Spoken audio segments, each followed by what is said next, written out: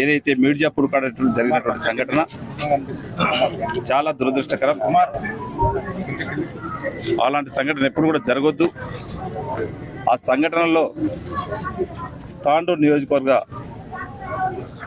Tandur town కానివ్వండి, యాలాల్ మండలం కానివ్వండి, కరణ్కోట్ గ్రామస్తులు కానివ్వండి, దాదాపు 12 మంది దాంట్లో నా బస్సులో ప్రయాణం చేస్తుట్లా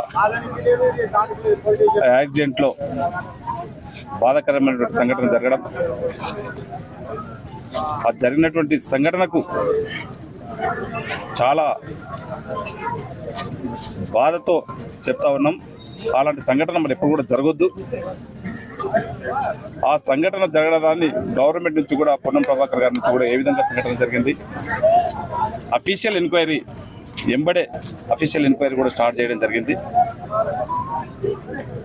మళ్ళీ అలాంటి యాక్సిడెంట్లు కాకుండా నివారించడానికి గౌరవ ముఖ్యమంత్రి గారు కూడా ఆ రోజు నుంచి గంటకు మాట్లాడుకుంటూ మళ్ళీ అలాంటి యాక్సిడెంట్లు కాకుండా మనం నివారించుకోవాలని చెప్పి అధికారులతో సమీక్ష కూడా చేయడం జరిగింది. ఇప్పుడున్నటువంటి పరిస్థితుల్లో మనమందరం కూడా రాజకీయాలకు దూరం పెట్టుకుంటే రాజకీయాలు చేసే టైం కాదు.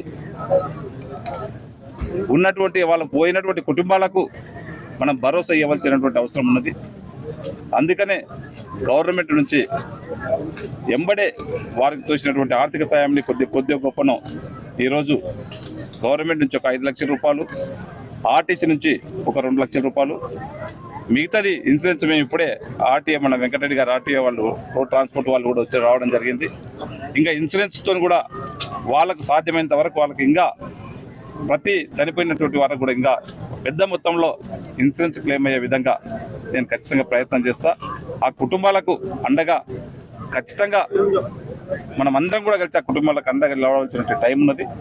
వాళ్లకు అన్ని విధాల గవర్నమెంట్ నుంచి ఇప్పుడే వాళ్ళు చెప్తా ఉన్నారు ఉండడానికి ఇల్లు లేదని చెప్పి, ఎంబడే వాళ్ళు ఈరోజే ఇంద్రమ్మ ఇల్లు కట్టుకుంటామని చెప్తే వాళ్ళకి జాగా ఉంటే ఖచ్చితంగా అది కూడా ఇవ్వడానికి నేను సిద్ధంగా ఉన్నా. అది లేదంటే ఉన్న దాంట్లో డబుల్ బెడ్రూమ్లు కూడా దీంట్లోనే వీళ్ళకు ఇప్పుడు ఇల్లు లేని వారి నిరుపేదలకు ఇప్పుడు దీంట్లో వారి బాధితులు ఎవరైతే ఉన్నారో వారికి ఎంబడే అలాట్ చేస్తానని చెప్పి కూడా వేదిక ద్వారా ప్లే చేస్తా ఉన్నాను.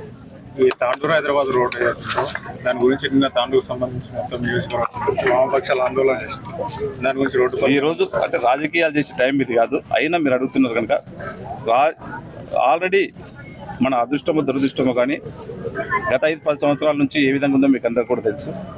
మనం శాంక్షన్ చేయించినప్పటి నుంచి కూడా వర్క్ చేద్దామంటే 5 నెలల నుంచి బీటీ రోడ్లకు వర్షాలకు చాలా అంటే డిఫరెన్స్, దానికి వైరం ఉంటుంది. బీటీ రోడ్ స్టార్ట్ చేస్తే వర్షం వస్తే మళ్ళీ చేసినటువంటి బీటీ కూడా ఖరాబ్ అయ్యే పరిస్థితి ఉంటుంది. కంటిన్యూ ఈ 5 మంత్స్ నుంచి రోజు వర్షం పడి కొద్దిగా రోడ్లు స్టార్ట్ చేయడానికి ఇబ్బందికరంగా అయితే ఉన్నది.